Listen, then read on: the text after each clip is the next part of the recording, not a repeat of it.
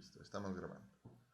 Muy bien, entonces, por acá hay una línea de tiempo que no es construida por mí, es parte de la construcción em, colectiva que se hace en esta paginita que yo les había mostrado en la sesión anterior, que igual en la plataforma les he compartido algunos enlaces para que puedan mirarla, ¿no?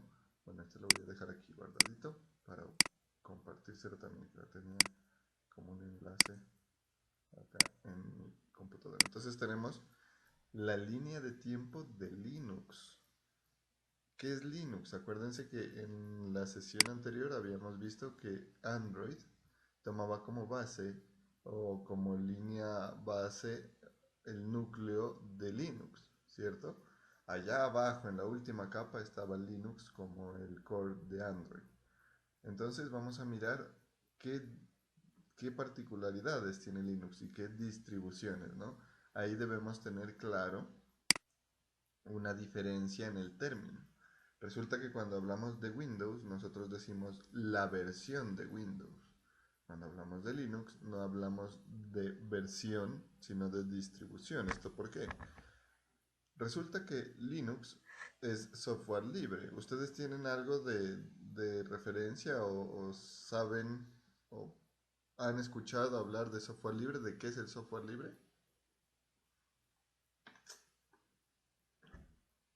¿Alguien ha escuchado? No, profe, no. Ya. Un poco. ¿Qué has escuchado, Steven? O Leder.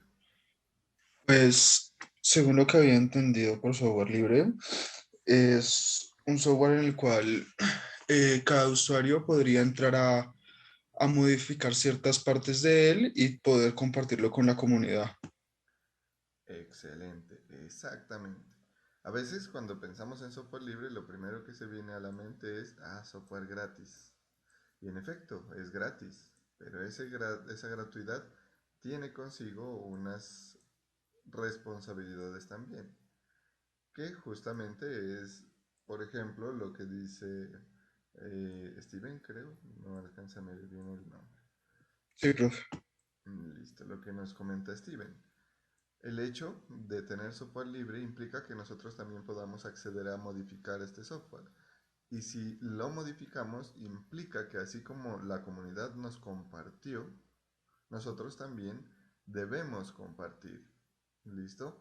Es decir, si usted toma como base un software que es libre y ahí usted implementa una funcionalidad que es demasiado innovadora, usted no va a poder comercializarla. ¿Por qué razón? Porque su base es software libre. Como parte del software libre va a tener que eh, compartirlo. Entonces ahí hay otros modelos de negocio, ¿no? Por ejemplo, Microsoft vende la licencia del software. En Linux también hay un modelo de negocio que no es del software, no es por el uso del software, sino por la capacitación en el uso. Ustedes de pronto han visto que hay personas que tengan Linux y nosotros somos un poco temerosos, ¿no? de utilizar Linux. ¿Por qué? Porque es algo desconocido. La documentación es bastante amplia, sin embargo también hay empresas dedicadas a la asesoría y a la consultoría sobre sistemas operativos Linux, que por eso uno sí puede cobrar. No cobra por el software, pero sí cobra por la asesoría. Entonces, aquí en pantalla, miren que está el año, ¿no? 1990. Aparece GNU Linux. Los Windows aparecieron mucho antes, ¿no? Los Windows aparecieron como en el 84. Miren que aquí Linux aparece después, esta corriente de software libre aparece después. Eh, Tiene una base Unix, que pues bueno, Unix es un sistema operativo también que fue de tipo propietario que se liberó. Cuando decimos de tipo propietario quiere decir que hay que pagar, ¿no? Y cuando decimos que se liberó, quiere decir que los dueños que cobraban dijeron, tomen, todo el mundo use esto gratis.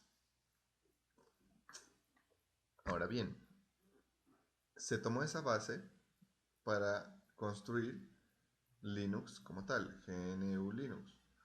En 1990, en el 92, muchos aún no habían nacido, muchos de ustedes aún no habían nacido, En el 92 también se implementa la primera distribución que se llama Soft Landing Linux System, SLS, Linux 1.5. Esta ya fue como la primera distribución evolucionada.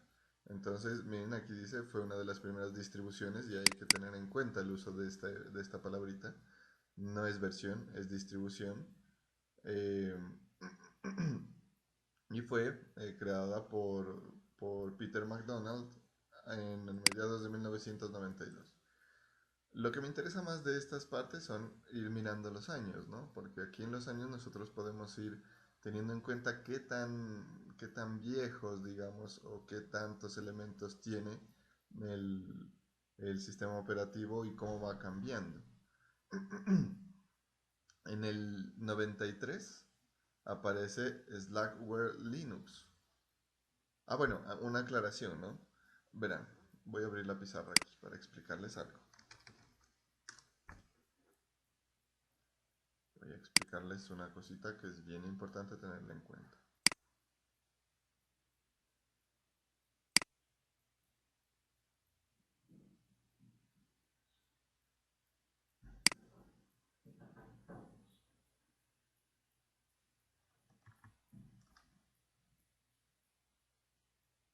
Listo. Esta no recuerdo si ya les subí a la plataforma. Creo que sí. Listo. Entonces, resulta que cuando se tiene un software libre, yo lo voy a representar aquí con este circulito. Supongamos que Cuatro este dedos para mí. Carlos.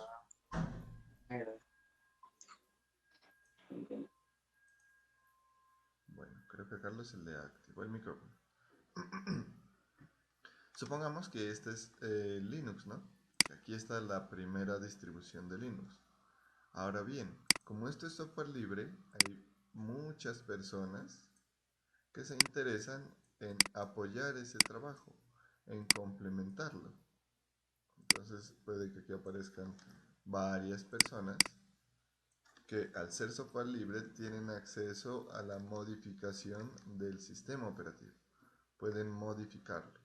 Entonces todos inician a trabajar en el software libre, en este core de Linux. Y todos comparten, obviamente, las modificaciones que hacen, puesto que estamos en la filosofía del software libre. Y resulta que hay contribuciones que van teniendo mayor relevancia. Entonces aquí hay una contribución de alta relevancia, este señor también y este señor también. Y algunos de ellos dicen, bueno, yo hice un cambio tan grande que esta ya no va a seguir siendo el mismo core de Linux. No va a seguir siendo la misma distribución, sino que yo voy a crear, tomando como base esto, voy a crear un Linux que para mí se va a llamar, por ejemplo, Linux Mint. Linux Mint. Y van a haber muchas personas que también se adhieran aquí. Digan, nosotros le vamos a ayudar al ingeniero que está con Linux Mint porque nos gustó la forma como se ha desarrollado Linux Mint. Entonces inician ellos a aportar. Ahí, ahí.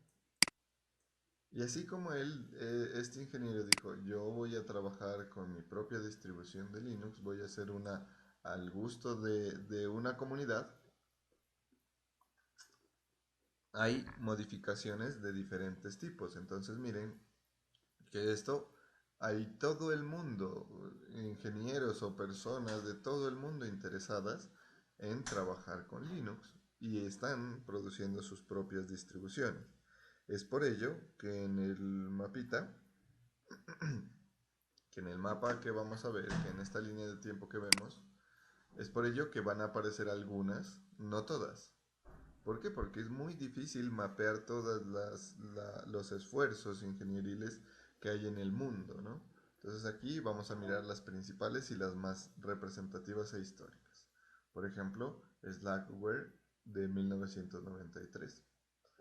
Entonces, bueno, aquí miren que esta, esta primera, la base, es creada, o bueno, aquí dice, encabezada por Linus Torvalds, ¿no? Por acá ya aparece otro nombre, Peter McDonald. Por acá aparece otro nombre. ¿Dónde está? Eh, Patrick Volkerding. Bueno, ahí creo que lo leí más o menos. Patrick Volkerding. Entonces miren que van apareciendo diferentes personajes que de igual manera hacen su aporte y tienen una distribución, digámoslo así, como a nombre de ellos, ¿no? Pero no es a nombre de ellos, sino que es liderada, porque no se hace prácticamente solo. Sin embargo, toda la base la gestó Linus Torvalds. Él fue quien dio como ese paso principal. Bueno, en el 93 también aparecen unas distribuciones que son definitivamente poderosísimas y tienen una gran acogida. De pronto ustedes han escuchado hablar de Debian, ¿cierto?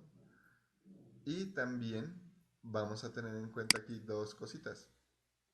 Voy por acá. ¿Qué son esas dos cosas? Primero, que cuando hablamos de Linux, vamos a tener dos componentes. El kernel y también, bueno, esto lo voy a pintar de otro color,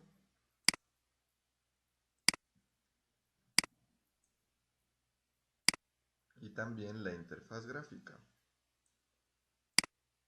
la Graphic User Interface. Esas dos cosas vamos a tenerlas presentes. ¿Por qué razón? Porque este no es como Windows. No es como Windows que nosotros podemos, cuando instalamos de una vez ya se nos instala el escritorio y todo, ¿cierto? En Linux no.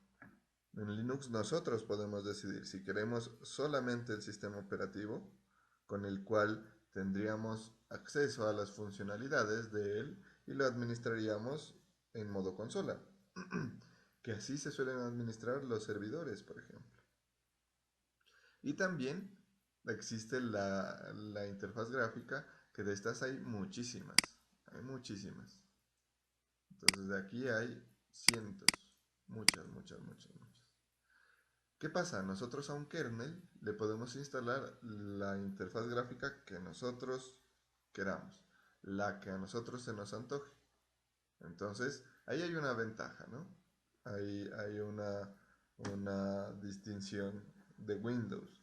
Porque en Windows usted instala el Windows 10 y como viene Windows y todo el mundo tiene la misma interfaz. Bueno, cambia pues los temas o los colores.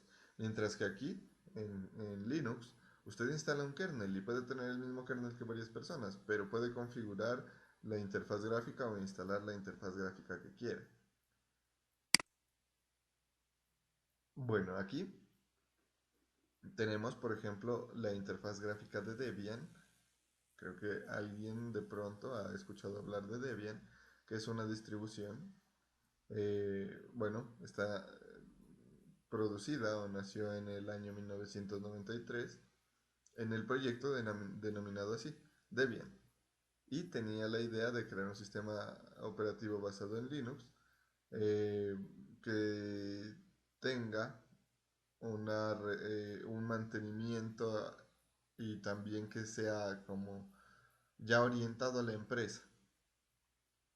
Entonces, este Debian ya fue como orientado a la gestión de la empresa. Y miren que aquí, no sé si ustedes hayan tenido la oportunidad de trabajar con Mac o haber visto Mac. Por aquí tenemos una interfaz gráfica parecida a la de los sistemas operativos Mac. Sin embargo, esto es de Linux. Bueno, en este Debian tuvo y todavía en la actualidad es bastante utilizado, ¿no? Y muy popular. Entonces, este kernel, esta base de Linux, está disponible para que la descarguemos y la usemos. Bueno, luego en el 94 aparece SAUS Linux, también pues tiene su base, ¿no? O su origen en Slackware. Miren lo que les decía. Resulta que alguien dice, yo a partir de esto voy a iniciar mi propia versión, no, mi propia distribución. Entonces miren que aquí Saus tiene una base en Slackware y también pues es producido y configurado por una comunidad para que tengan esa flexibilidad o ese acoplamiento a sus necesidades. Otro sistema operativo bastante utilizado, sobre todo en seguridad, ¿no? Se llama Red Hat. Bueno, aquí hay un Commercial Linux, ¿no? En este caso, Red Hat es producido por la empresa, ¿cierto? Denominada así Red Hat. Eh, Miren, aquí hay una nota importante. Dice, fue la primera distribución Linux en usar RPM, que es un manejador de paquetes. ¿Qué son los paquetes? Es como cuando nosotros entramos en la tienda de Windows, en la tienda de programas, es eso. Solo que acá pues lo tenemos a través de una línea de comandos. ¿Listo? Y se tienen unas distribuciones como punto de partida que es Mandriva y Yellow Dog.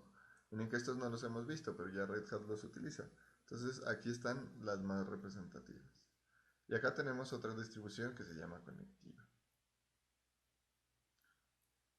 Bueno, por aquí está Mandriva ya en el 98, pero miren que ya se habían utilizado, ¿no? En el 94 ya se utiliza una base.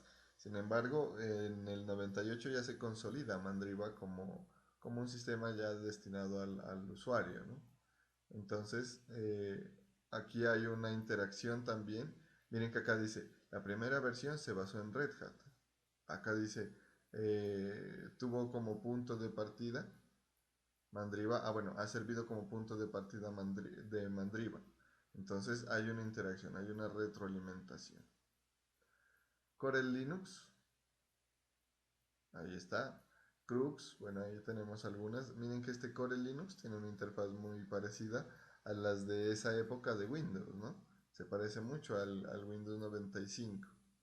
¿Para qué? Para que las personas puedan utilizarlo sin temores. Por acá aparece Gentoo. Tenemos Puppy, Linux, Kinupix, Vector Linux, Fedora. Aquí ya hay otros que probablemente hayan utilizado o conocido. Y CentOS. Este es bastante utilizado en el lado servidor, no para uso de usuario final, sino en el servidor, en los servidores. Suele ser bastante utilizado. Por acá tenemos Ubuntu, que también es muy conocido, es muy popular. Fox Linux, Edubuntu, que es orientado pues a la parte educacional. Subuntu, y miren que, bueno, este Ubuntu es como una base bastante popular, ¿no? Bastante utilizada. Aquí faltan muchas, ¿no? Muchas distribuciones que, como les digo, se toman las principales y se van trabajando algunas de ellas o se van dando como tomando las de mayor relevancia. Incluso hay uno que se llama Linux, bueno, no me acuerdo, pero es muy parecido a Windows, pero es una base Linux. Por acá, por ejemplo, tenemos otra línea de tiempo. Entonces aquí está Richard Stallman, que tuvo la iniciativa para la creación de software libre. Aquí estuvo en Pasto hace unos años, como en el 2014 creo que. Por aquí está el señor Linus Torvalds. Bueno, miremos a ver qué otras distribuciones nos encontramos. Eh, bueno, aquí hay algo importante, porque así como está el Office en Windows, también en Linux, producto de ese esfuerzo común del software libre, se creó Start Office o Free Office también se suele conocer. Ah, no, OpenOffice, perdón, no FreeOffice, sino OpenOffice, que es lo mismo que las hojas de cálculo, el Word y el PowerPoint, solo que en software libre. Incluso pueden interpretarse archivos. Yo puedo abrir una presentación de PowerPoint hecha en PowerPoint aquí en presentaciones de OpenOffice.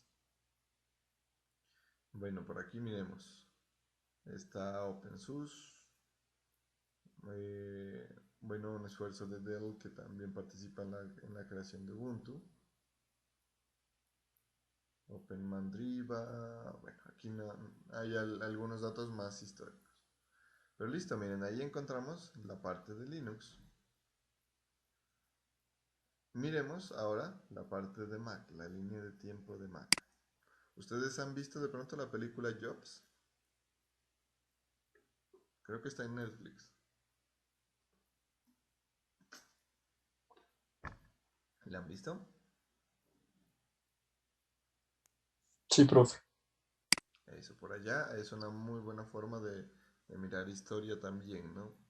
Claro que ahí le meten el componente que, que hace película a la película, ¿no? La parte personal de Jobs. Bueno, acá tenemos que aparece en 1984 y como lo mirábamos también en la película, ¿no? Casi al tiempo que Windows. Entonces, aquí hay una interfaz, una capturita de pantalla del sistema 1 que se denominó en 1984. Luego en el 85 el sistema 2 que tiene algunas mejoras. Pues obviamente, ¿no? Ellos toman el antecesor como base principal. Y aquí pues hay algunas cosas, ¿no? Se incrementa la velocidad del Finder, que es un buscador que hay dentro de Linux. Eh, Aquí habla pues de los porcentajes, perdón, de Linux no, de Macintosh. Habla de los porcentajes de incremento. Bueno, algunas funcionalidades que se incluyeron de una versión a la otra. Por aquí está el sistema 3. Miren cómo se numeró, ¿no? Sistema 1, sistema 2, sistema 3. Y van mencionando las características de ellas. Entonces aquí ya se crea el sistema de archivos jerárquico, que es como nosotros lo hemos visto. Sistema 4. Luego del sistema 4 pasan al sistema 6. Miren que aquí ya se ve un cambio, ¿no? En la interfaz gráfica. Sistema 7, entonces aquí ya hay color, ¿cierto? Por acá ya no aparece sistema 7, sino Macintosh o Mac OS 8, que ya se va acoplando como lo de la época. Y miren que esta base se mantiene. Por aquí está la manzanita, por acá está la parte de los archivos y pues la organización, ¿no? Miren que a diferencia de Windows, esta barra es como flotante, ocupa un pedacito nomás de la interfaz inferior o un pedacito de la parte inferior de la interfaz. Ellos también crearon pues su propio Office, ¿no? Aunque hay una versión de Office disponible para Mac. Mac OS X, aquí está. Entonces esta ya tiene como la forma de los Mac actuales. Ya aquí observamos pues los botoncitos de minimizar, maximizar y cerrar. Esto ya está en el 2001. Mac OS X 10.1 y aquí miren, ¿no? Eh, Desde aquí, desde el 2001, se le colocó un nombre, ¿no? Este Mac es denominado el Cheetah. Por acá ya viene Puma, Jaguar, que inicialmente, miren que eran nombres de los grandes felinos, ¿no? De los felinos más representativos de la fauna salvaje. Entonces está Cheetah, el 10.0. En el 10.1 está Puma. La interfaz, miren, ya se va simplificando y se va tornando a como es en la actualidad. Está el 10.2 Jaguar. Luego viene el 10.3 Pantera. Miren. Por acá está el 10.4 Tiger. El 10.5 Leopard. Y miren que seguimos en la versión 10, ¿no? El 10.6 Snow Leopard. El Leopardo de nieve. En el 10.7 Lion, aquí sí ya es prácticamente la interfaz que conocemos, desde aquí casi. A ver, sí, desde aquí, estas todavía eran un poquito menos parecidas a las actuales. El 10.8 Mountain Lion, león de montaña. Y aquí ya inicia a cambiar un poco, ¿no?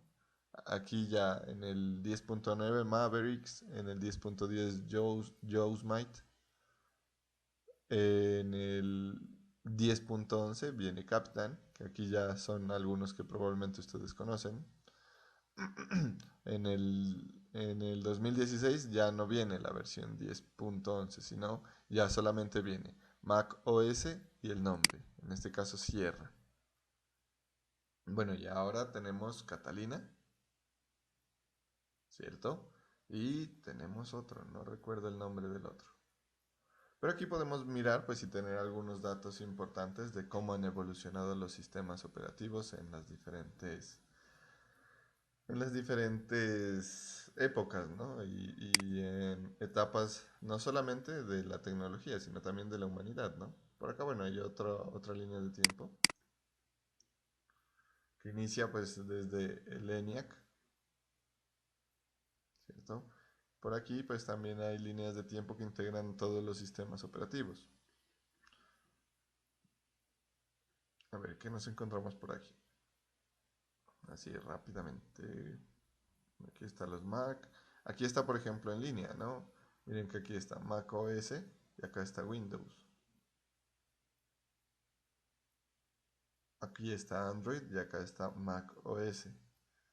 Bueno, está Windows Server también incluyendo en esta línea de tiempo, pero listo. Entonces, lo importante que nosotros debemos tener en cuenta es que así como va pasando el tiempo, la tecnología también va avanzando y va cambiando. Bueno, ahí nosotros mirábamos, ¿no? En el Mac OS X10 mirábamos el nombramiento, ¿no? Que esa forma de nombrar ha ido transmitiéndose o ha ido o se ha acoplado por otras plataformas. ¿Alguien se ha dado cuenta de algo similar en algún sistema operativo que tengamos cerca?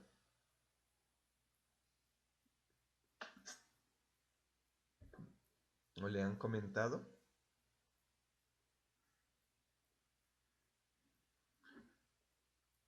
Bueno, todos tienen su teléfono celular. Supongo que la mayoría tienen Android, ¿cierto?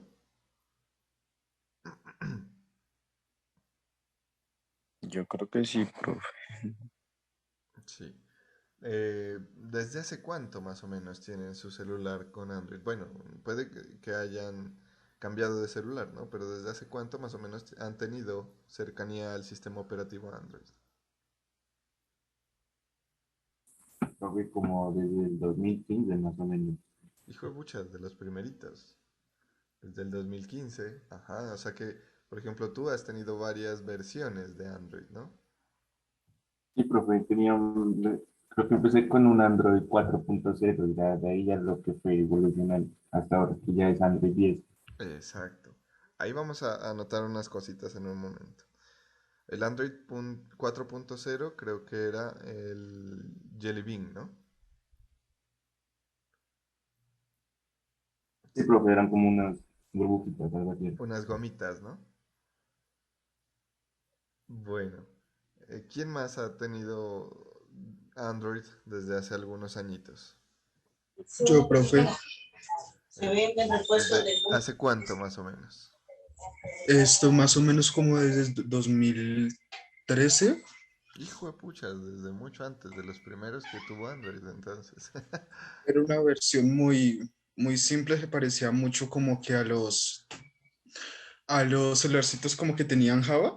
Ajá. Era algo muy parecido y la tienda sí era también muy arcaica. Sí, la 2 más o menos debió ser por ese tiempo. Y ya después de esa ya pasé a una llamada, no recuerdo qué versión era, pero era 4 algo, que se llamaba sándwich de helado de crema o algo así, todo raro. Ice Cream Sandwich. Creo que esa es la 3. Esa cosa. Sí, después pasé a ese y ya después ya pasé a la 4. La 4 que es Jelly Bean. Y luego Ujú, sí, ya después de ahí ya pasé a la 5, a la 6 y así por cada una. la 5 que es Lollipop. La 6 no me acuerdo cuál. Ah, Marshmallow. La 7 no me acuerdo qué es. Pero miren que ahí estamos hablando de unas cosas, ¿no? Y resulta que Android también tiene como su sello en ese nombramiento de las versiones. Jelly Bean, bueno, por ejemplo, Ice Cream Sandwich, creo que fue la 2 o la 3. Es que la 3 creo que estuvo solamente para tablets. Eh, es un helado, ¿cierto? Un postre de helado. Luego viene eh, Jelly Bean, que los Jelly Beans son unas gomitas, como decir acá las Trululú. Luego viene los Lollipop, que son los bombombunes. Y vamos a mirar algo. Entonces, nombramiento de versiones de Android. Porque en la industria del software, nombramiento.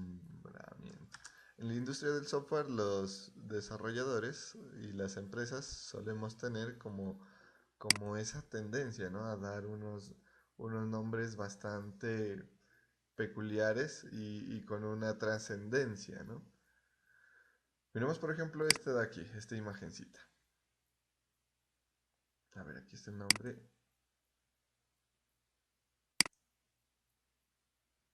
Bueno, aquí están los nombres hasta el 2021, pero miremos una imagencita que nos va a ayudar mucho también a tener en mente esas particularidades. Bueno, quiero buscar. Esta me gusta. Eso.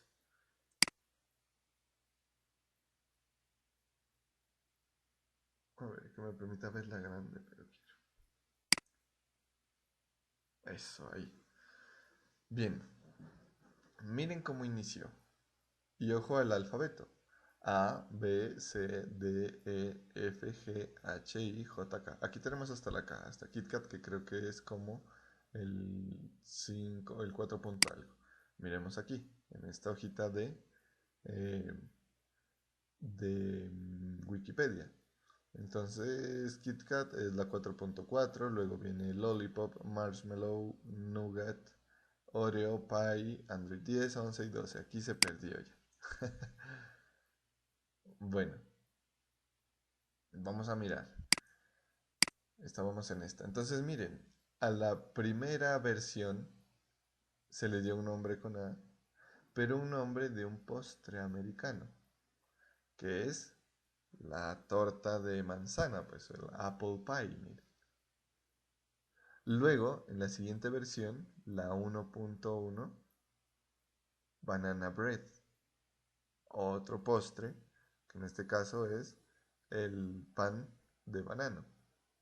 A la siguiente versión, ya con la C, cupcake, que este término ya es bastante conocido, pues nuestros, nuestros locales de ir a comer los colpanes, ahora ya no nos venden colpanes, sino que nos venden cupcakes. Luego viene la D, ¿cierto? Donut, aquí la versión. Luego viene la E y clear. Este sí no sé qué traduce. Y clear, y clear. Hijo de puchas, este sí. Creo que es como una galleta. Translate. Es que esta, que debe ser como la 3, ¿no? ¿Dónde está? La 2. No, esta sí salió para móviles también. Uy, no sé, debe ser un postre que se llama así.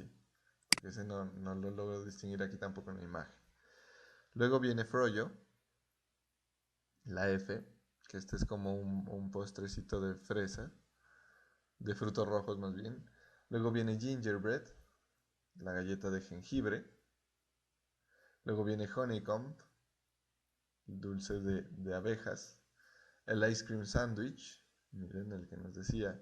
Luego Jelly Bean, Kit Kat, y miren que todos son como postres, ¿no? Todos son postres, mejor dicho.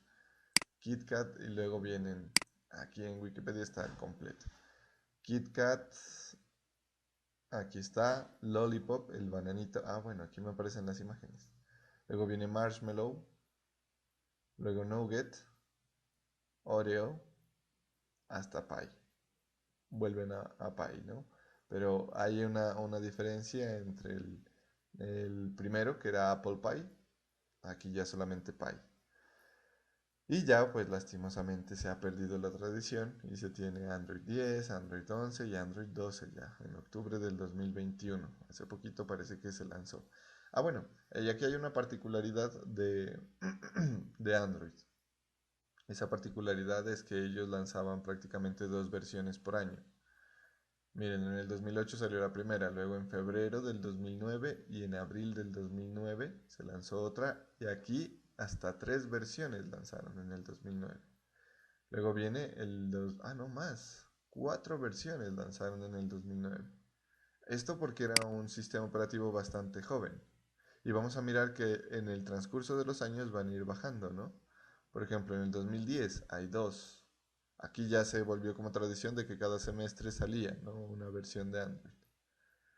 Luego en el 2011 también hay dos. En el 2012 solamente una, Jelly Bean.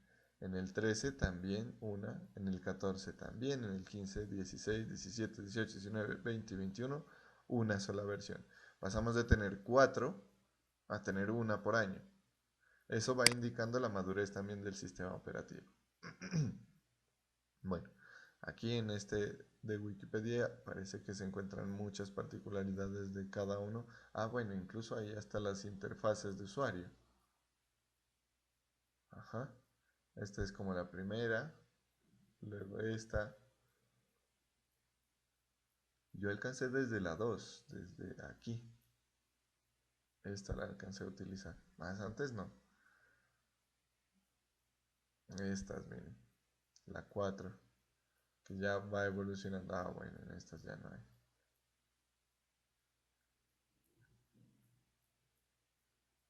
Bueno, entonces miren esa particularidad del nombramiento de las versiones de Android, ¿no? Ahora bien, vamos a tener en cuenta muchas cositas y ustedes, como ingenieros ya formándose, con el tiempo van a ir adquiriendo también esas costumbres o van a ir dándose cuenta que a pesar de que suene extraño, uno deja su huella ahí. Y hay otro tipo de huellas que dejan los desarrolladores, que se suelen llamar los, los huevos de Pascua. Por ejemplo, yo creo que varios de ustedes han hecho la prueba de que entran a la descripción del dispositivo. Al ingresar al nombre de la versión, hacen varios clics y luego suele aparecer un jueguito, ¿cierto? ¿Sí lo han hecho?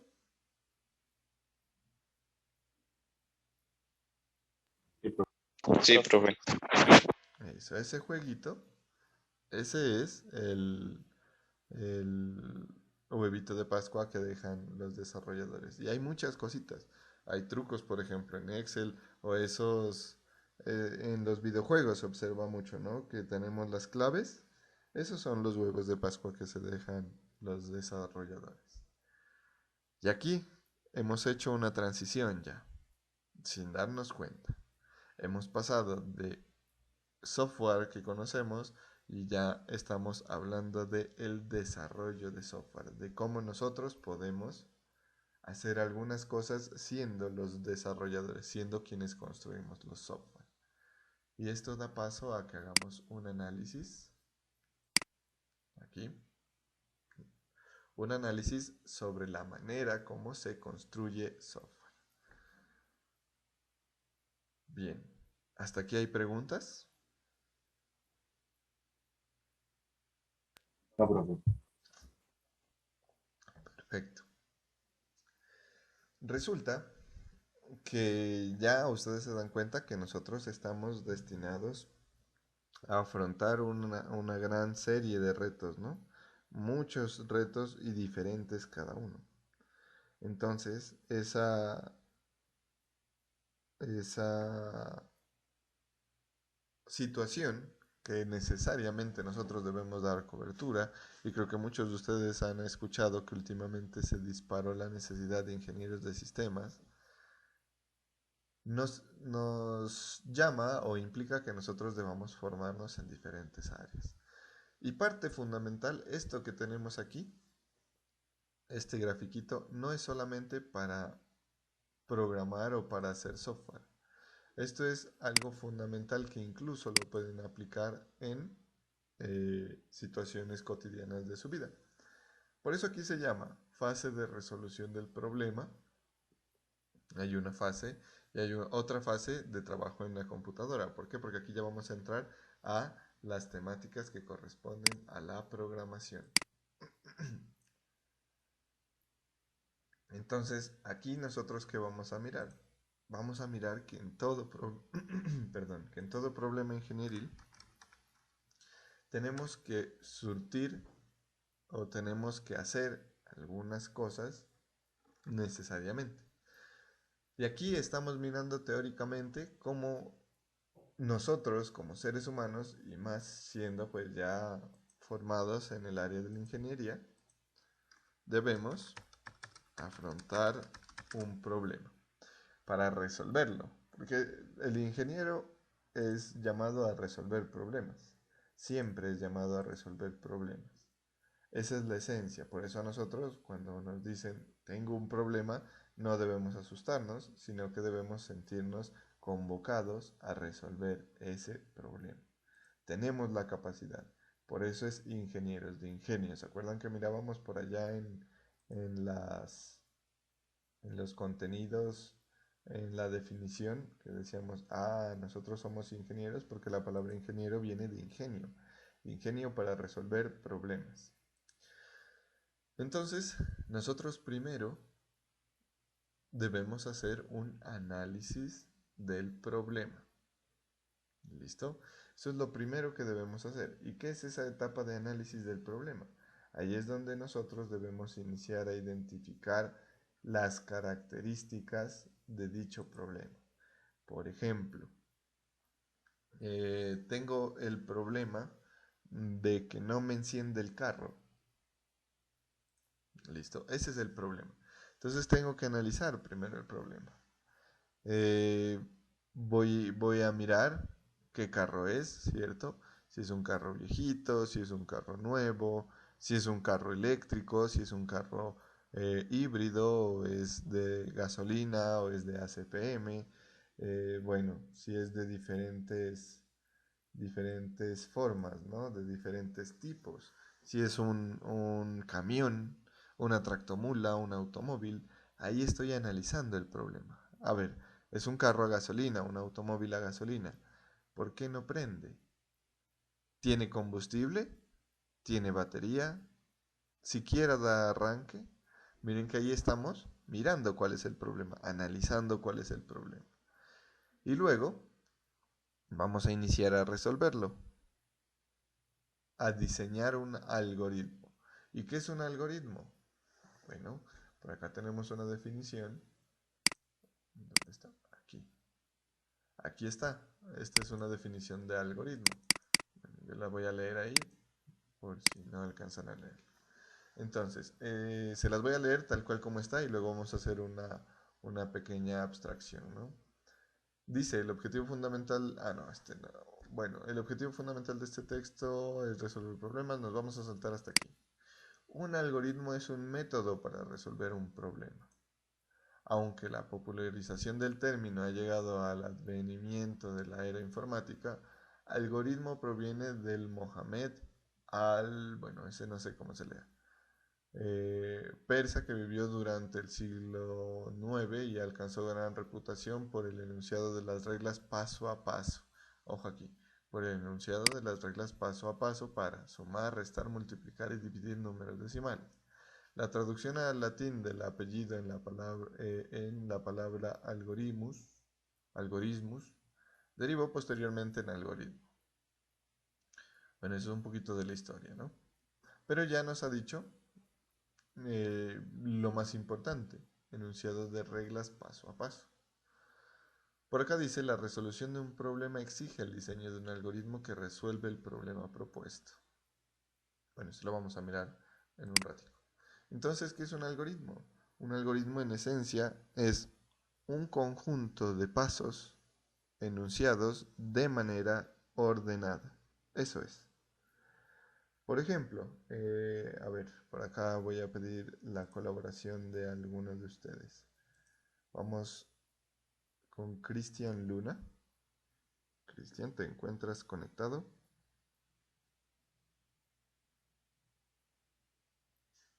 Cristian Luna. Sí, profe. Muy bien, Cristian. Por ejemplo, descríbeme tú cómo haces cuando debes preparar huevos revueltos. Pues primero saco la pailita. A veces lo sé preparar con agua y espero un ratico que se consuma un poquito el agua, pues poquito. Y ya le tiro los huevos, los revuelvo ahí en el sartén y listo. Perfecto. Mira que tú fuiste enunciando, y miremos todos, tengamos en cuenta que Cristian fue enunciando una serie de pasos. El primero, sacar la pailita. El segundo, echar el agua en la pailita. Y el tercero, arrojar los huevos. Cuarto, revolver hasta que estén listos. Un conjunto de pasos o una serie más bien de pasos ordenados. Ese es el algoritmo de Christian para preparar huevos revueltos. Vamos con Diana Patiño. Diana.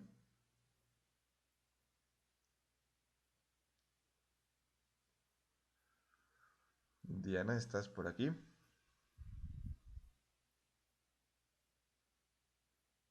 Bueno, creo que Diana no está. Evelyn Rosas. Rosales, perdón. Sí, profe, el mismo. Sí, ¿tú cómo preparas unos huevitos revueltos? Mm, pues nada, saco el sartén, le echo un poquito pues de aceite o, pues mantequilla a veces, espero que se caliente un poco y luego pues ya eh, tiraría, pues arrojaría los huevos y ya los revuelvo. Eso Perfecto. sería todo. Muy bien. Miren que ya notamos un algoritmo similar pero diferente. ¿Por qué? Porque Evelyn no los prepara con agua, sino que los prepara con aceite o mantequilla.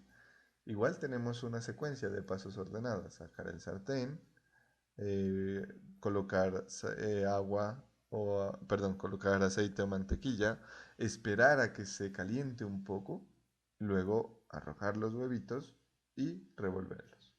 Vamos con el último, a ver. Si no, me toca describir a mí cómo los preparo porque hay un paso que yo hago de manera diferente. Vamos con Luis Alejandro Gordillo.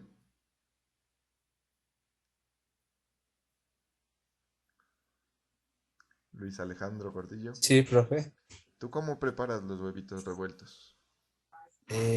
Bueno, saco pues la sartén, le prendo la estufa, pongo el sartén ahí, dejo le echo un poco de mantequilla, aceite, dejo que se caliente un poco, eh, pongo los huevos, revuelvo y me sirvo.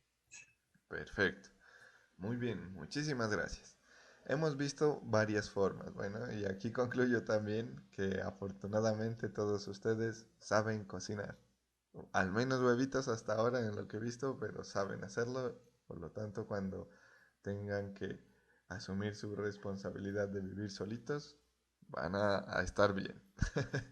Listo, yo hago un paso diferente. ¿Qué hago? Primeros pasos.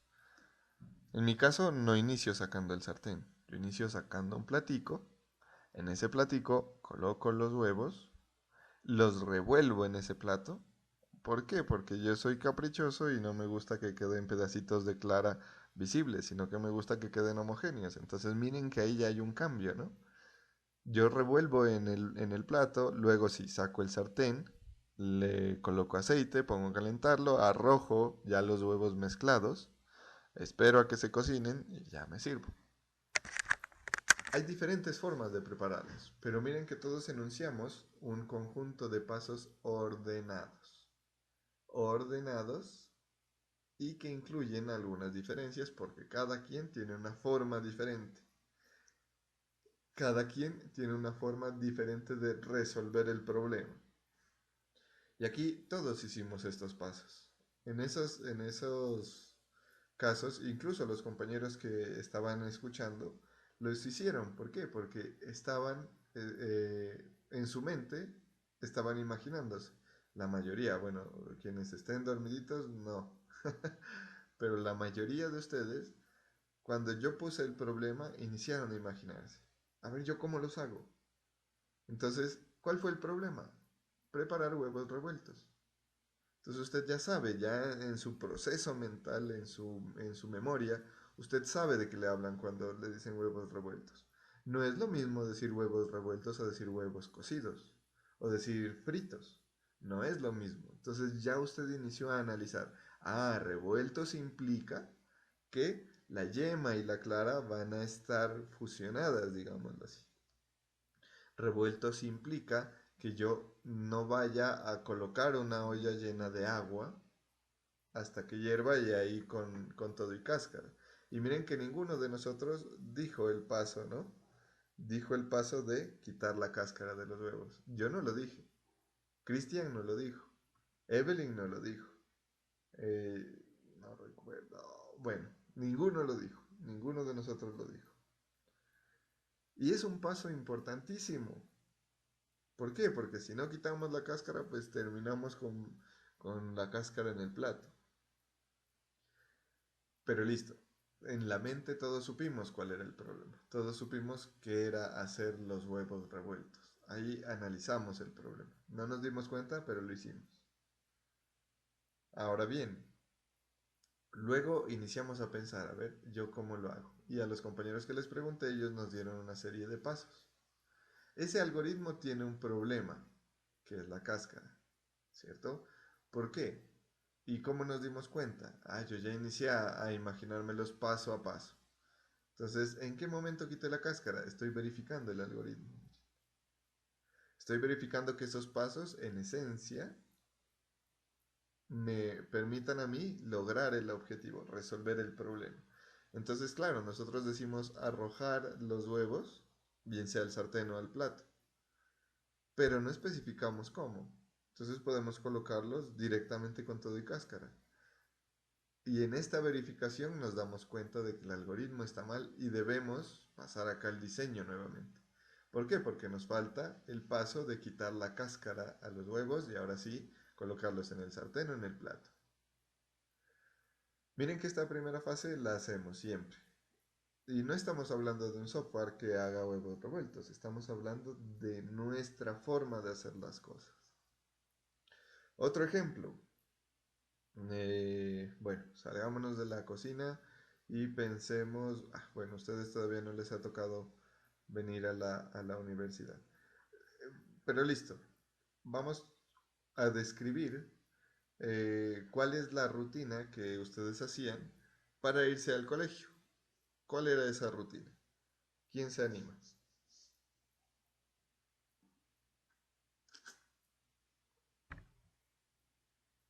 ¿No hay voluntarios? Bueno, Andrés Erazo.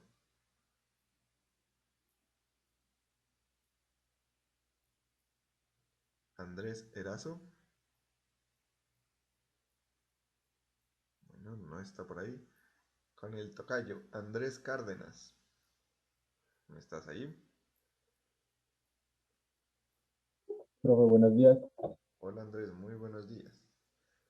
Andrés, ¿cómo era tu rutina cuando ibas al colegio?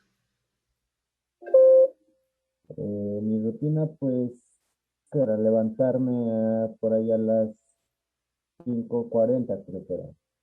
Así pues, la alarma sonaba, me levantaba a bañarme, ya pues en eso ya después salía, ya me empezaba a arreglar con el uniforme, luego iba a desayunar, luego yo pues ese ratito alistaba los cuadernos que me tocaban y listo, ya salía al colegio. Perfecto. ¿Vivías cerca o lejos del colegio? No, vive un poquito lejos. ¿Te ibas a pie o en bus? Sí, a pie, pues me tocaba un poquito más temprano. Me gustaba pues eh, caminar. Cuando ya salía tarde, pues cogía bus. Perfecto. Muy bien. Muchísimas gracias, Andrés. Miren que ahí ya hicimos un proceso de verificación del algoritmo, porque en la mente mía yo tenía un vacío de cómo llegaba Andrés hasta el colegio. Porque puede que se vaya en moto, puede que se vaya a pie, puede que se vaya en carro, puede que se vaya en bus. Entonces el algoritmo va especificando. Miremos la descripción de, vamos con una dama. Edith Uyake.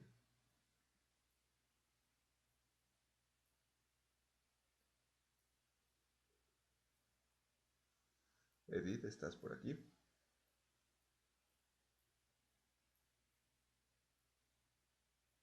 Bueno, no está Edith. Insistamos con una dama.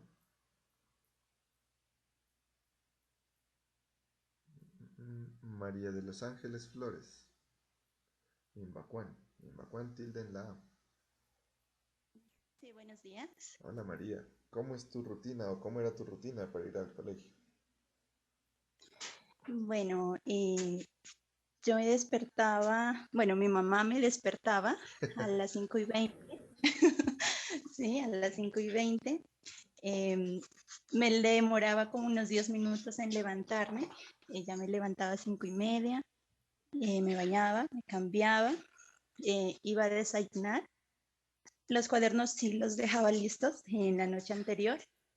Y a las 6:20 ya salía para el colegio. Entrábamos a las 7, nos tocaba ir caminando. Perfecto. Muy bien, Esa era mi María. rutina. Excelente. Bueno, ¿hay alguno de ustedes que estudió en la jornada de la tarde? Yo creo que, ¿Cómo era tu rutina?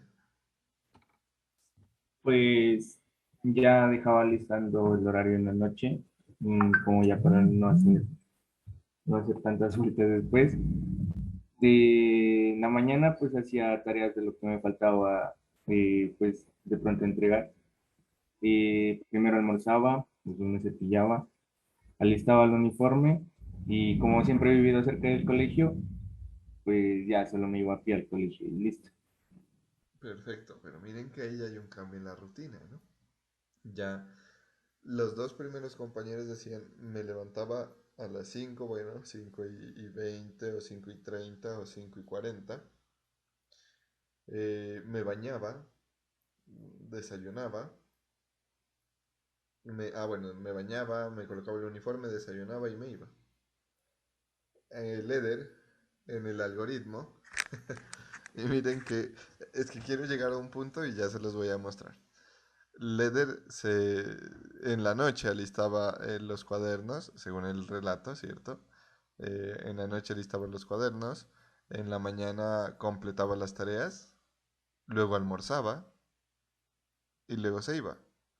En el algoritmo de Leder, si lo iniciamos a verificar, Leder no desayunó, almorzó directamente. Porque miren que el relato inicia en la noche. En la noche alistaba los cuadernos, luego me levantaba, hacía tareas, almorzaba y me iba al colegio. En el algoritmo de Leder no se puso el uniforme.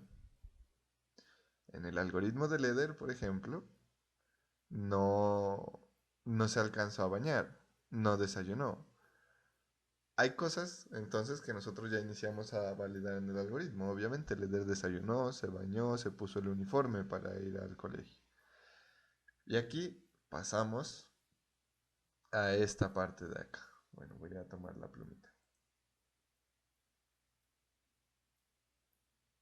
Ahí.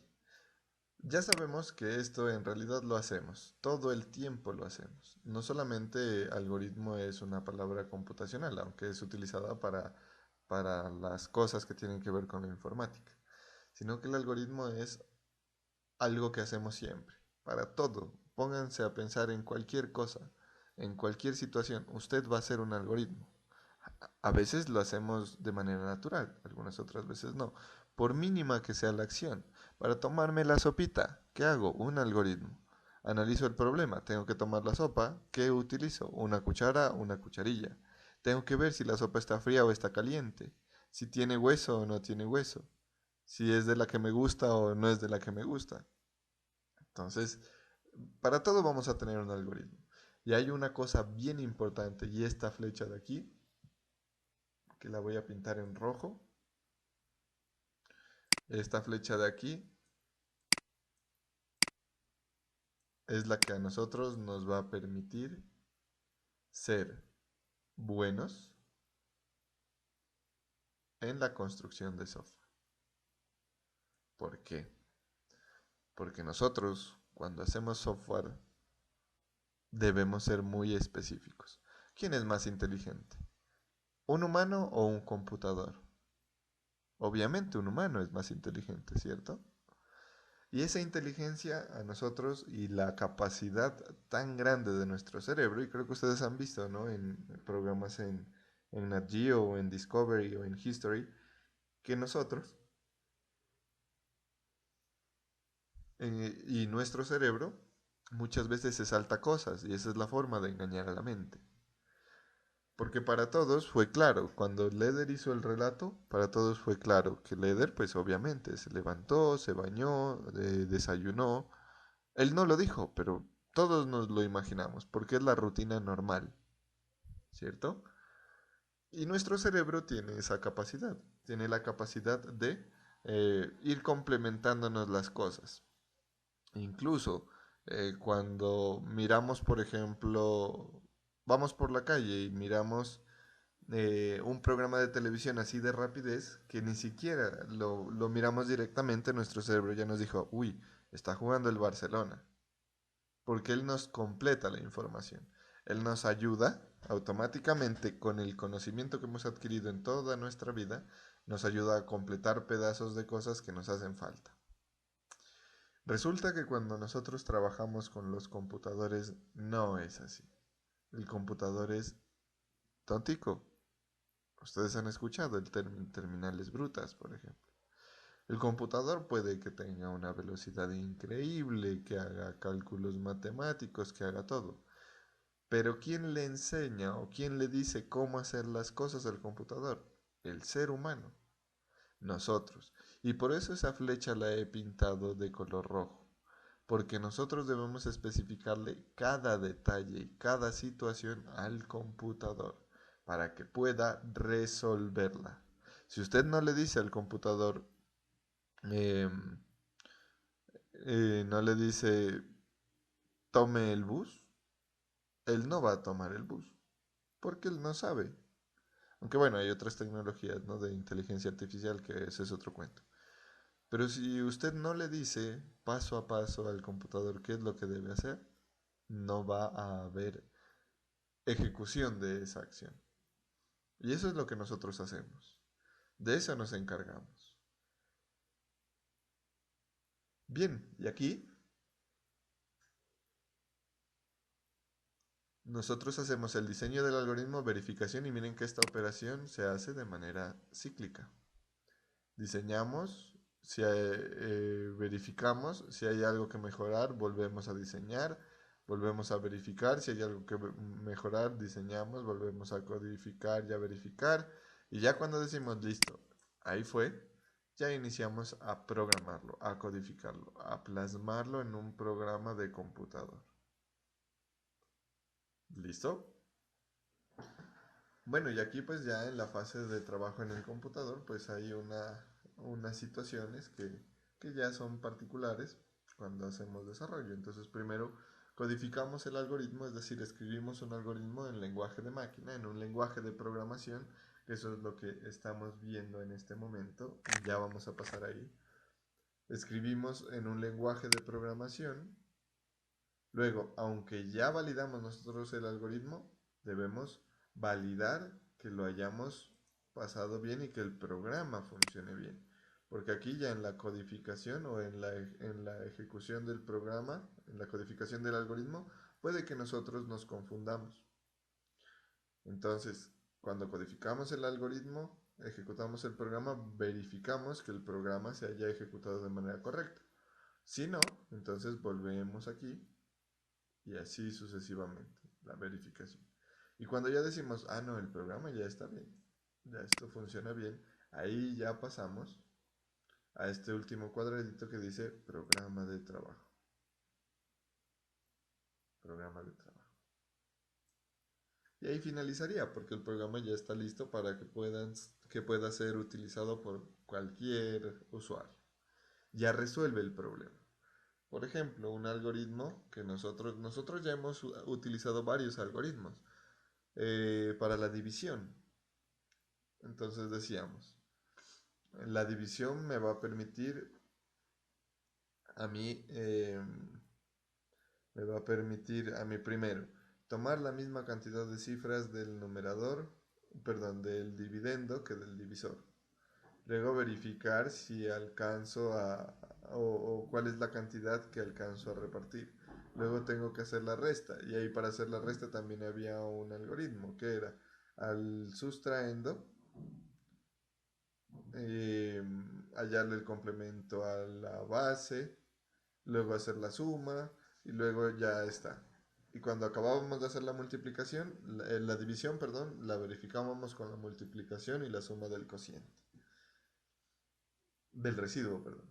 Entonces miren que ahí ya hemos utilizado algoritmos. Y esa es la forma como nosotros debemos decirle al computador las cosas.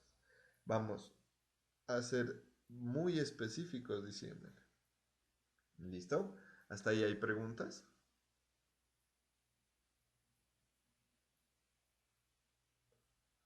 Bueno, no hay preguntas. Y como aquí ya estamos en esta fase de codificación, que es de lo que nos encargamos los ingenieros, especialmente los que nos dedicamos al desarrollo, vamos a hablar de algunas cositas que son los lenguajes de programación, entendiendo qué son primero. Bueno, y aquí antes, bueno, de pasar esa parte, tenemos que existe un problema, este es un diagrama de otro librito, existe un problema. Para ese problema diseñamos un algoritmo con estas fases que vimos acá. Luego, ese algoritmo lo transferimos a un programa de computador que está construido en un lenguaje de programación. ¿Listo? Ahora sí. Vamos a mirar qué es eso de los lenguajes de programación, porque no es tan normal como escribir.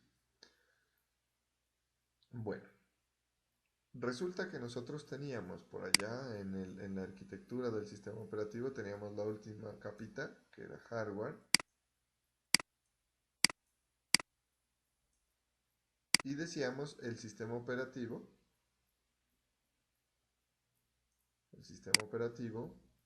es la interfaz o es el intermediario entre el usuario y el hardware, ¿cierto? ¿Sí se acuerdan de ello? Entre el usuario y el hardware.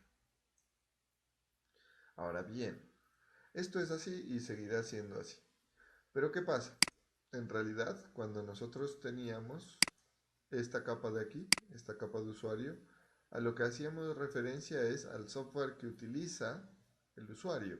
Por ejemplo, a Word, bueno, voy a escribirlo con azul, a Word, o a Excel, o a PowerPoint, o al navegador, a cualquier programa que use el usuario. A eso hacemos referencia cuando decimos el usuario, porque en realidad el usuario lo que hace es interacción con los programas que están instalados en el computador o en el celular o en donde sea. Esta es la capa de usuario, estos programas. Y ahora estos programas saben entenderse con el sistema operativo. Por ejemplo, Word se entiende con el sistema operativo y el sistema operativo se entiende con Word. Y el sistema operativo es el que le dice al disco duro, ah, vea, aquí el usuario está escribiendo la A, por favor almacénemela en disco duro o en memoria RAM o en donde sea. Esta capa de usuario resulta que quien la hace somos los seres humanos. Hubo alguien que programó, que codificó, que escribió las instrucciones de Word. Hubo alguien que programó, que codificó, que escribió las instrucciones de Excel y lo mismo para PowerPoint. Y ese alguien es un ingeniero o un programador que se puso a escribir en un lenguaje de programación. Y nosotros sabemos ya esos lenguajes, ya hemos hablado de esos lenguajes, así muy por encimita. Por acá, por ejemplo, en el hardware está el procesador, ¿no? Está la memoria RAM, está el disco duro. ¿Qué se utiliza para procesar los datos? ¿Qué dijimos? ¿O cómo están los datos en el procesador? ¿O en la memoria RAM? ¿O en el disco duro?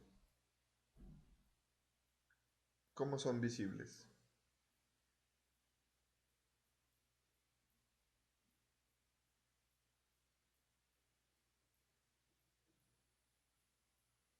¿No lo dijimos? Bueno, me asalta la duda si lo dijimos o no. Pero bueno, resulta que aquí, en el nivel del hardware, nosotros para comunicarnos usamos 0 o 1. Porque estamos a nivel de hardware. ¿Y esto qué quiere decir?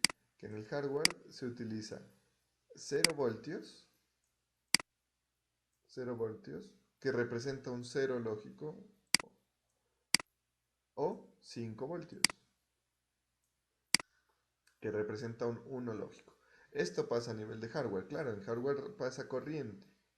Por eso es que tenemos que conectar el computador a la energía eléctrica, porque el hardware trabaja con unos y ceros, con 0 voltios o 5 voltios, señales analógicas y digitales. Entonces, así se entiende el hardware, así habla el hardware. Este es todo el lenguaje que conoce, unos y ceros.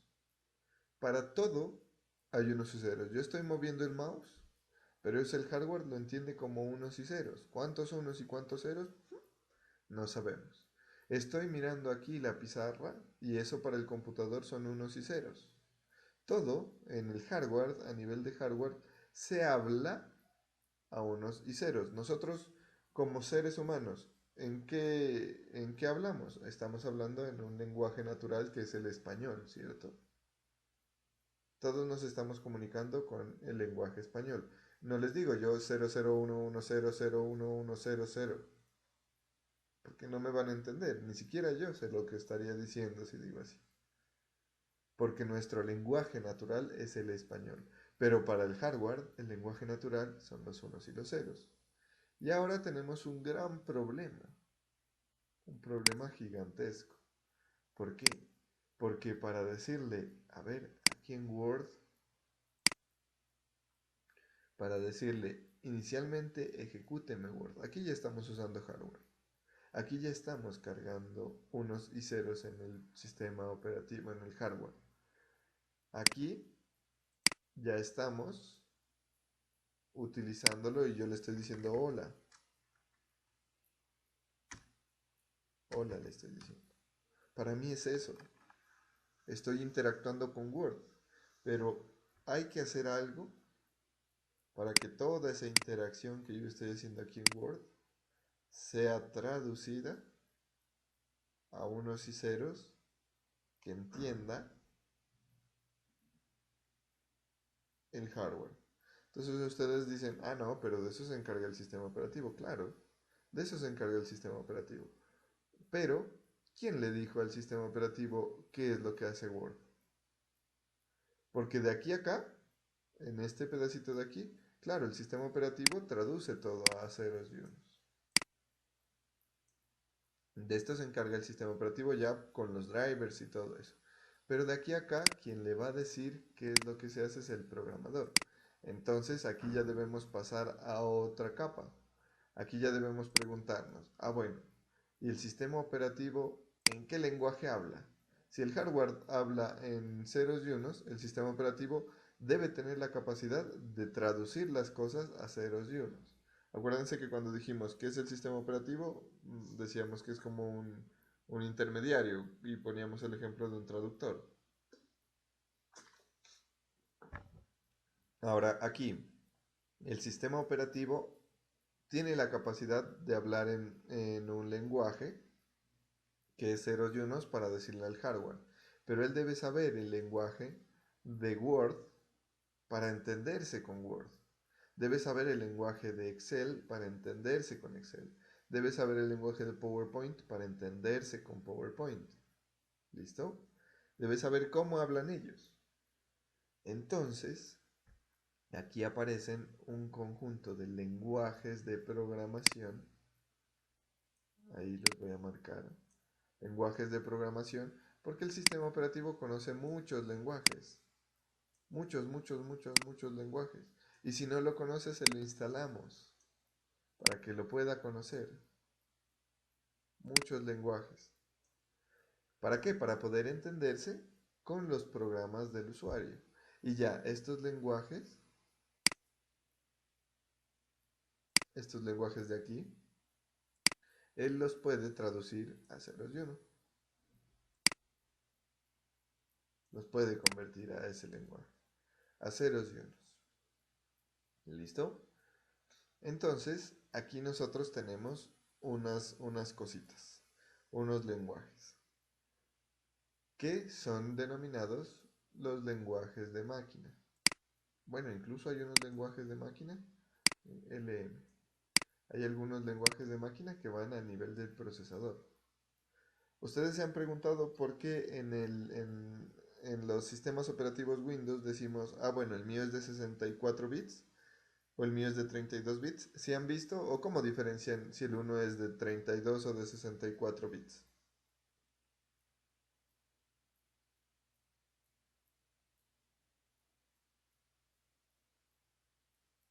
¿Cómo diferencian eso? ¿Quién me dice? ¿Quién me ayuda?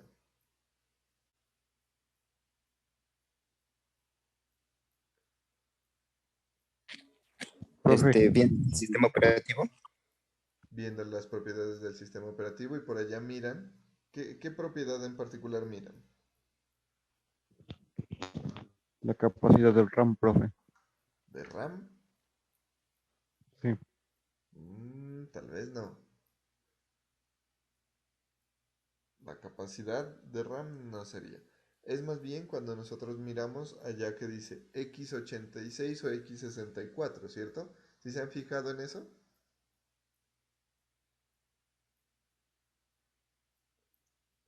¿Lo han visto? No, todavía no lo han visto. ¿William? Profe, pues mirando en las propiedades del equipo y también se puede en el CMD, pues mirar las propiedades del procesador y a cuántos gigahertz de potencia corre pues, el procesador y qué tanto aguanta. ¿Para qué?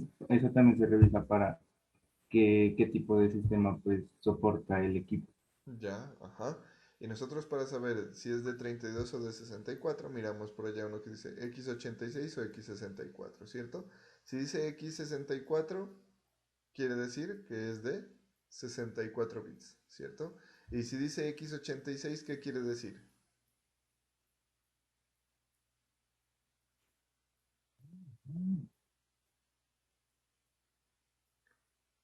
¿No? ¿No lo han visto?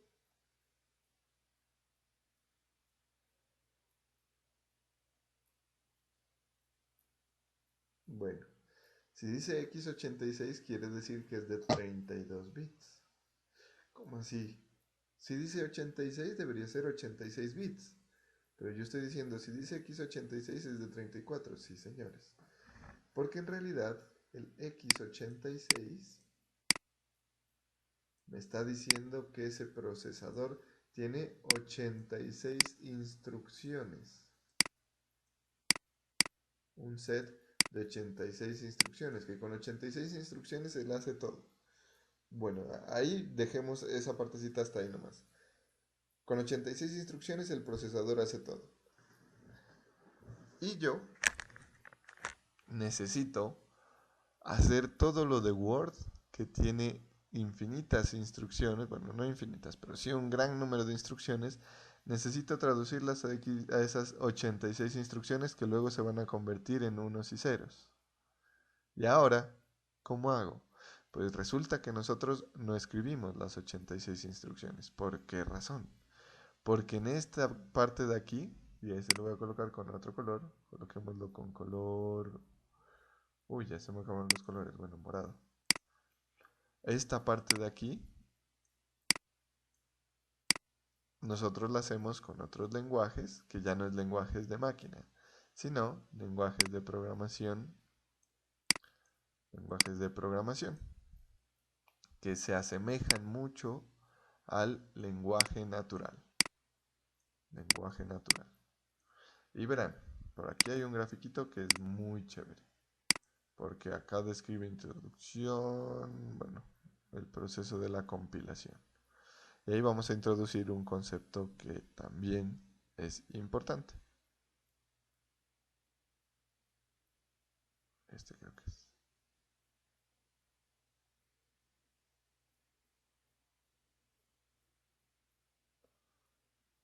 Introducción. No, esto no es.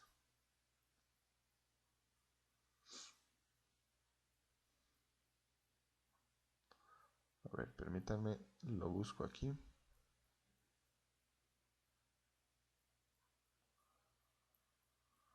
Porque ese sí es muy importante que lo conozcamos. Ah, bueno, me sirve desde aquí.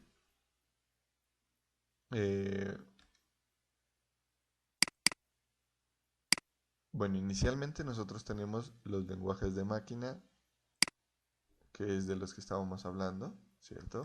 Si volvemos acá a la pizarrita, acá estaban los lenguajes de máquina.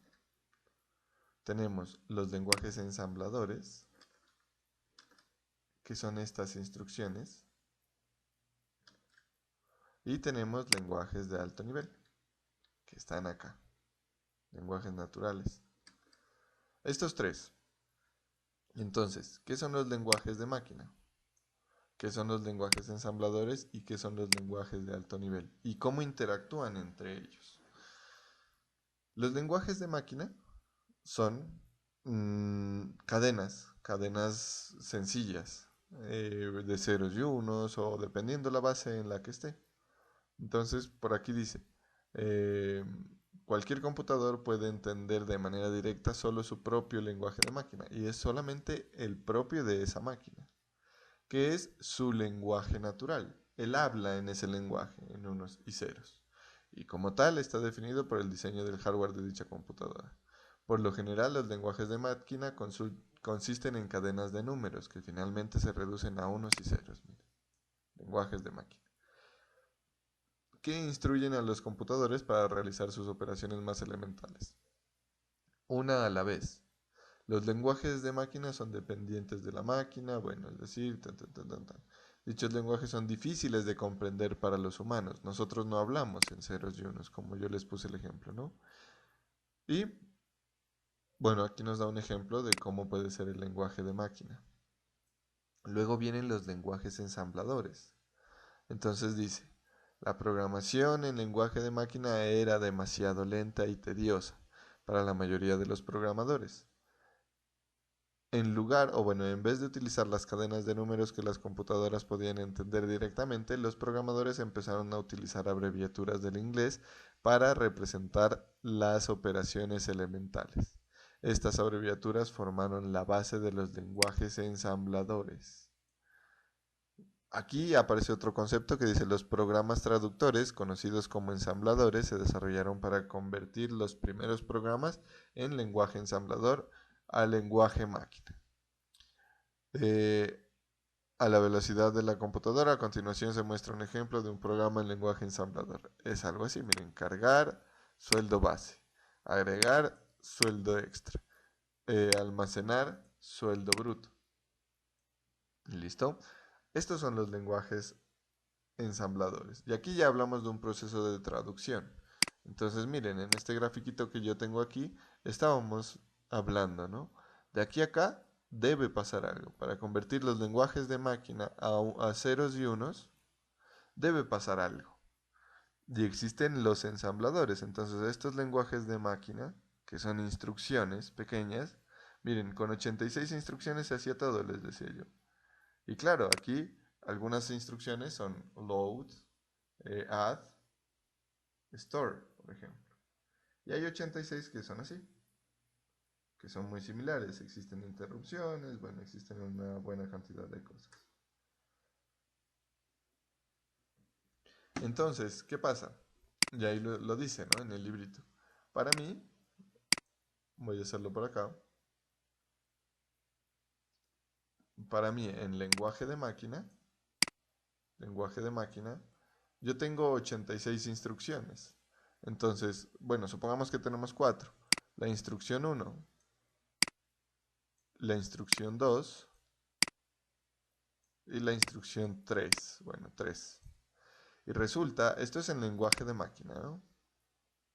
Resulta que la instrucción 1 es una abreviatura de binarios, ¿no?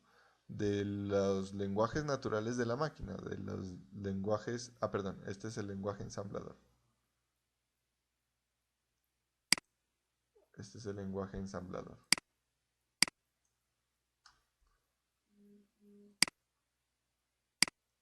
Este es el ensamblador. Resulta que esto es una abreviatura del lenguaje de máquina. ¿Por qué? Porque la instrucción 1 en lenguaje de máquina significa 0, 1, 0, 0, 1, 0, 1, 0. Bueno, y voy a copiar estos de aquí. Que sea este. 0, 1, 0, 0, 1, 0. Bueno, todo esto. Todo esto. La I1 representa eso. La I2 pues va a representar otras cosas. La I3 va a representar otra. Entonces, yo para decirle esto al computador, que supongamos que esto sea leer una dirección de memoria o hacer una suma, digamos, haga una suma, súmeme un número, yo le digo instrucción 1. Instrucción 1 es sumar. Pero aquí hay un proceso que es la traducción. Alguien debe encargarse de traducir y esa traducción son los ensambladores, los programas ensambladores. Tenemos el lenguaje ensamblador, que son abreviaturas del lenguaje de máquina, y ya para interpretarse o para pasarse del lenguaje ensamblador al lenguaje de máquina se necesita del ensamblador. Pero resulta que, como les decía, aquí tengo poquitas instrucciones. Con este de acá, este de aquí lo voy a bajar acá. Ah, no, sí, este está bien aquí, a nivel del sistema operativo. Pero este es el lenguaje de máquina. Ahí. Lenguaje de máquina. Y por acá vamos a colocar el lenguaje ensamblador. En verde. Bueno, sí, pongámoslo ahí. Lenguaje ensamblador. Listo, entonces miren que ahí se necesita esta traducción, ¿no? Para pasar del ensamblador a ceros y unos. Pero resulta que aquí yo tengo poquitas instrucciones. Son abreviaturas. Y con estas poquitas instrucciones debo hacer todo. Entonces, yo tengo ya combinaciones que son los lenguajes de alto nivel. Entonces, si leemos acá, dice, aunque este código es más claro para los humanos, los computadores no lo pueden entender sino hasta que se traduce el lenguaje de máquina. Bueno, el uso de los computadores se incrementó rápidamente, dando paso a los lenguajes de alto nivel, en donde podían escribirse instrucciones individuales para realizar tareas importantes. Los programas traductores se denominan compiladores, y miren aquí cuál es el ejemplo. Sueldo bruto igual, se utiliza el símbolo igual, a sueldo base más el símbolo más sueldo extra. Miren la diferencia, ¿no? Para hacer la operación se carga el sueldo base, luego se le agrega al sueldo base el sueldo extra y luego se almacena en el sueldo bruto. Tenemos aquí 3 instrucciones. Acá pues esas operaciones indicarían muchísimas cosas más. Pero todas estas 3 instrucciones, en lenguaje natural o en lenguaje de alto nivel, se van a escribir así. Y esto es como nosotros programamos. Así está hecho un programa. Aquí ya no le decimos cárgueme ni nada de eso.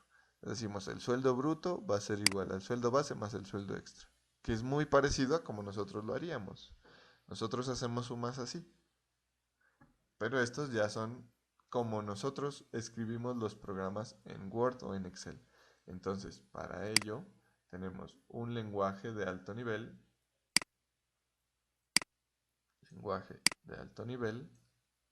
en las cuales tenemos una sintaxis, es decir, una forma de escribir muy parecida a nuestro lenguaje natural, al lenguaje natural humano, lenguaje natural.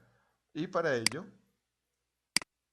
bueno, se hace una traducción, que esta traducción de aquí, del lenguaje de alto nivel al lenguaje ensamblador, se tiene unos programitas que se llaman compiladores. Ahí está. Unos programas que se llaman así, compiladores. Entonces, ¿qué hacen los compiladores? Toman el lenguaje de alto nivel, lo traducen, lo compilan. Bueno, el compilador tiene una gran cantidad de tareas. Pero en esencia es traducirlo al lenguaje ensamblador. Ahora, el lenguaje ensamblador lo traduce al lenguaje de máquina y ya el lenguaje de máquina es interpretado por los computadores. Entonces aquí el lenguaje de alto nivel me permite a mí construir programas como Word. Y cuando Word se está ejecutando, ya se inician a traducir esas instrucciones que nosotros ejecutamos en Word, se traducen hasta llegar al lenguaje de máquina. Así es como se producen. Pero miren que acá yo les decía, aquí tenemos un lenguaje natural, ¿no? Un lenguaje de alto nivel. Pero resulta que existen muchos lenguajes de alto nivel. Estos verdecitos son muchos lenguajes de alto nivel. El lenguaje de alto nivel es muy parecido a nuestro lenguaje natural. Entonces, si hacemos un comparativo, nosotros tenemos como lenguaje natural o nuestra lengua materna es el español. Para otras personas la lengua materna es el inglés, para otras el portugués, el francés, etcétera, etcétera, etcétera. Y así, como hay varios lenguajes naturales en la humanidad, en las comunicaciones humanas, también hay varios lenguajes naturales en la construcción de software o varios lenguajes de alto nivel en la construcción de software. Y esos son los diferentes lenguajes de programación. Recuerden, lenguajes de alto nivel son los lenguajes de programación. Ya aquí vamos a mirar que, bueno, puede que hayan algunos lenguajes de mayor nivel. Digamos, en los de alto nivel puede que hayan unos lenguajes más próximos al lenguaje natural del ser humano, al lenguaje natural humano, y otros que van a estar un poquito más alejaditos del lenguaje natural del ser humano. O van a estar más cerca al lenguaje natural de el ensamblador. ¿Listo? Bueno, ¿hay preguntas hasta aquí?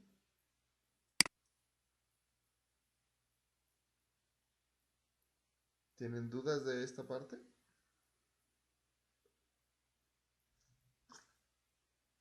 Recordemos. Nosotros escribimos los programas en unos lenguajes de programación que son lenguajes de alto nivel. Hay varios. Algunos más cercanos a nuestra forma de hablar, otros menos cercanos. Ese lenguaje de alto nivel es traducido, gracias al compilador, a lenguaje ensamblador. Y ese lenguaje ensamblador es traducido gracias al ensamblador al lenguaje de máquina, que ese lenguaje de máquina ya es interpretado pues por la máquina, porque el lenguaje de máquina es el lenguaje base o el lenguaje natural del hardware.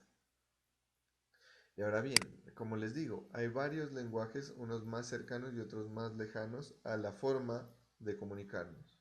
Está, por ejemplo, el lenguaje C y C++, que este lenguaje es la base, y aquí voy a abrir un paréntesis grande, grande, grande.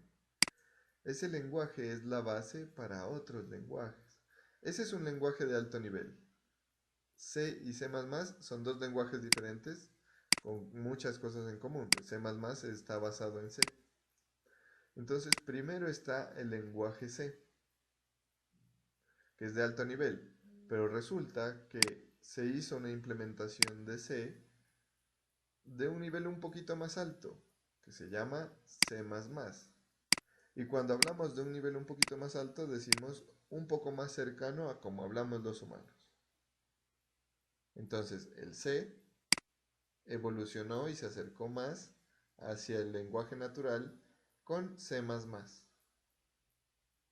Luego iniciaron a salir basados en C otros lenguajes, por ejemplo, y hace un ratico lo mencionaban, por ejemplo, Java.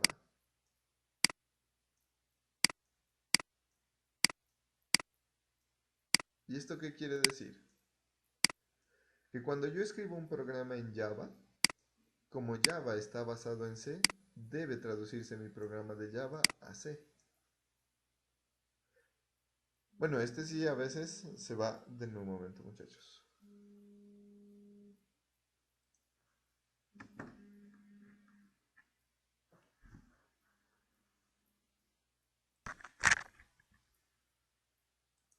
Listo, muchachos.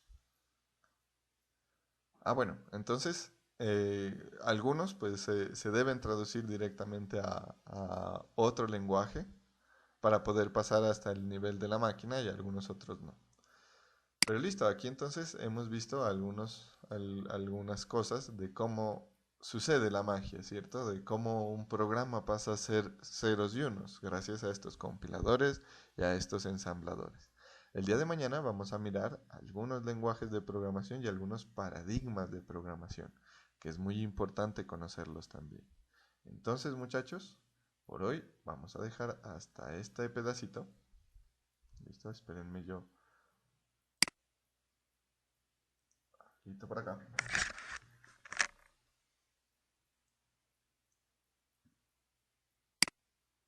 Listo. Entonces, muchachos, por hoy vamos a dejar hasta esta partecita y el día de mañana vamos a continuar pues ya estudiando lo que corresponde a lo que son los lenguajes de programación. ¿Listo? Cualquier duda, vayan pensándola.